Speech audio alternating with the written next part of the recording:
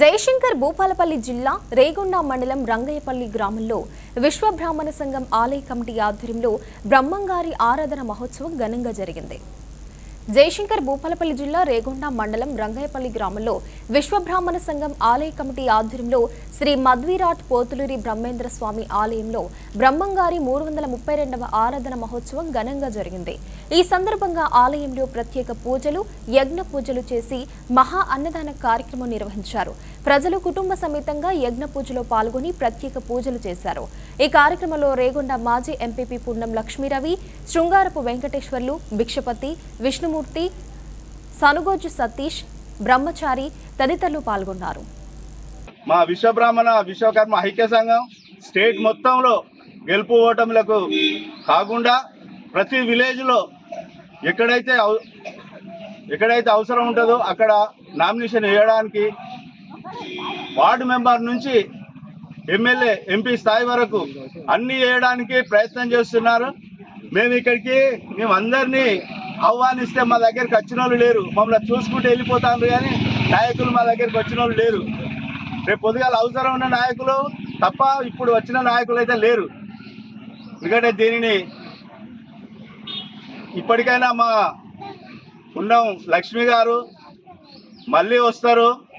దీనికి కాంపౌండ్, దీనికి ఏదైతే నిధులు అవసరం ఉంటాయో మీరు గవర్నమెంట్ నుంచి ఇస్తారో లేకపోతే మీ సొంత నిధుల నుంచి ఇస్తారో దీనికి అన్ని చేయాలని మేము ప్రాధాన్యతపడుతున్నాం. మా విశ్వబ్రాహ్మణ సంఘం వీలైనంత వరకు మేము ఆశీర్వదిస్తాం. మమ్మల్ని ఆశీర్వదించినంతసేపు ఎవరిని మేము ఆశీర్వదించలేము. ఆ వీరబ్రహ్మం గారు రంగేపల్లి పుర ప్రముఖులను, పెద్దలను అందరినీ ఆశీర్వదించి పంట పైరు పుష్కలంగా పండి అందరూ సంతోషాలతో ఉండాలని ఆ వీరబ్రహ్మేంద్ర స్వామి వారు కోరుకుంటూ జై విశ్వబ్రాహ్మణ. మా స్వగ్రామమైన రంగయ్యపల్లి గ్రామం రేగొండ మండలం జయశంకర్ భూపాలపల్లి జిల్లా యందు శ్రీ వీరబ్రహ్మేంద్ర స్వామి యొక్క ఆరాధన మహోత్సవాలు నిర్వహించుకోవడం జరుగుతుంది. ప్రతి సంవత్సరం ఒక ఆచార వ్యవహారంగా మరియు స్వామివారు మాకు ఇచ్చినటువంటి కానుకగా మా విశ్వకర్మలు మరియు మా గ్రామ ప్రజలందరం కూడా ఏకమై ఇక్కడ ఆరాధనా మహోత్సవాలు నిర్వహించుకోవడం జరుగుతుంది.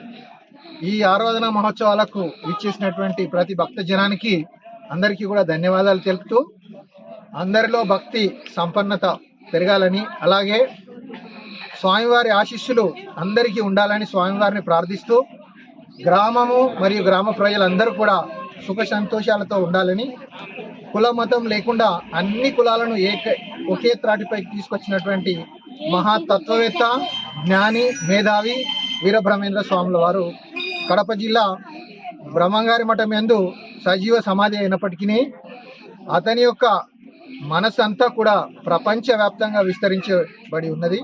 కాబట్టి బ్రహ్మంగారు చెప్పినటువంటి కాలజ్ఞాన వాక్కులు ప్రతినిత్యం ఎక్కడ చూసినా నిత్య సత్యాలుగా వెలుగొందుతున్నాయి.